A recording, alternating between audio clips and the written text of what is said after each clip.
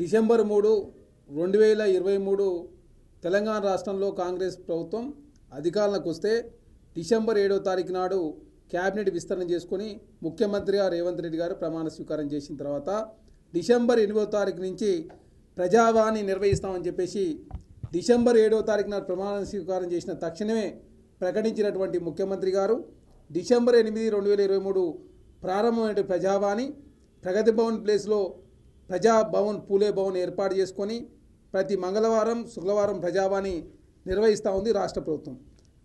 మొన్నటికి సంవత్సరం అవుతూ ఉంది.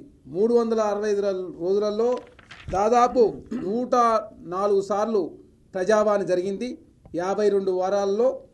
దానిలో ప్రధానంగా 82,955 అప్లికేషన్లు వస్తే యావరేజ్గా రోజు అంటే ప్రజావాణి జరిగినప్పుడల్లా 797 అప్లికేషన్లు వచ్చిన మాట వాస్తవం. అదే కాకుండా వచ్చినటువంటి అప్లికేషన్లు అన్నీ కూడా దాదాపు 43,272 గ్రీవెన్స్గా భావించినటువంటి రాష్ట్ర ప్రభుత్వం 26,828 అప్లికేషన్లకు సంబంధించి పూర్తి స్థాయి సమస్యలకు పరిష్కారం చూపించింది. ప్రజావాణిలో దాదాపు 62% సమస్యలు నెరవేరినాయి.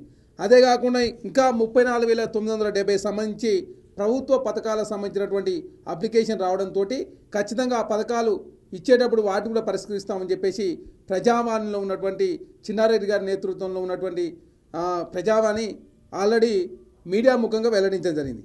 అదే కాకుండా దీనిలో కూడా ప్రభుత్వ ఉద్యోగులకు సంబంధించి గ్రీవెన్స్ సంబంధించి దాదాపు 4,713 అర్జీలు వచ్చినట్లు చాలా స్పష్టంగా ప్రజావాణి ప్రకటించింది.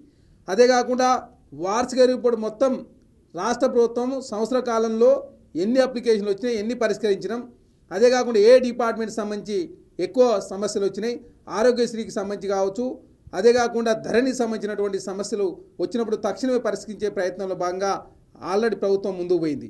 అదే కాకుండా ధరణి సమస్యల పరిష్కారం కోసం ఆల్రెడీ కమిటీ కూడా రిపోర్ట్ ఇచ్చింది కాబట్టి ROR చట్టం కూడా రాబోతూ ఉంది కాబట్టి తెలంగాణ రాష్ట్రంలో ప్రజా సమస్యలు పరిష్కరించే దానిలో భాగంగా ఏ లక్ష్యాల కోసం అయితే ప్రజావాణిని పెట్టిరో ఆ లక్ష్యాలు చాలా స్పష్టంగా నెరవేరినట్టు కనపడతా ఉంది. కాబట్టి ప్రజావాణిని భవిష్యత్తులో ఇంకా పకడ్బందీగా నిర్వహించాలని చెప్పేసి ప్రభుత్వం భావిస్తూ ఉంది. అదే కాకుండా చదువు రాని వాళ్ళు ఎవరైనా ఉంటే కూడా అక్కడ ప్రత్యామ్నాయంగా అక్కడ అధికారులతోటి ఏకంగా అర్జీలు రాపించే ప్రయత్నం కూడా జరుగుతూ ఉంది.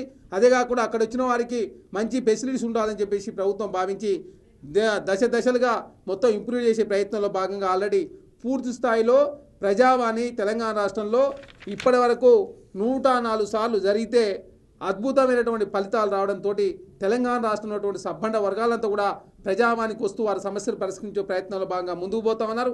కాంగ్రెస్ ప్రభుత్వం ఏ లక్ష్యాల కోసమైతే ప్రజావాణి ఏర్పాటు చేసిందో ఆ లక్ష్యాలను కూడా నెరవేర్చే దిశలో ప్రధానంగా కనపడతా ఉన్నాయి. కాబట్టి భవిష్యత్తులో ప్రజావాణిని ఇంకా పకడ్బందీగా నిర్వహించాలని చెప్పేసి ప్రభుత్వం ముందుకు పోతా ఉంది.